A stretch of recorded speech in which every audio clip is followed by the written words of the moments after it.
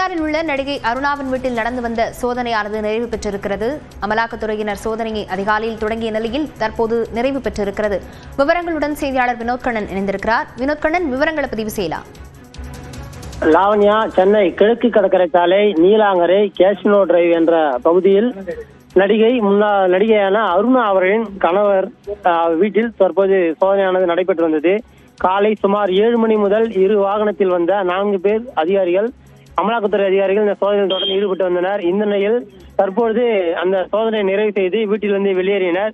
இந்த அருணாவின் கணவர் மோகன் குப்தா என்பவர் ஆர்கிடெக்ட் என்று சொல்லக்கூடிய வீடுகளில் உள்கட்டமைப்பு அலங்கார பணிகளை மேற்கொள்ளும் பணிகளை செய்து வருகிறார். தொடர்ந்து அவர் மீது புகார் எழுந்ததை தொடர்ந்து அதிகாரிகள் காலையிலிருந்து சோதனை ஈடுபட்டு தற்போது அந்த சோதனையை நிறைவு செய்துள்ளனர். விவரங்களுக்கு நன்றி வினோத்.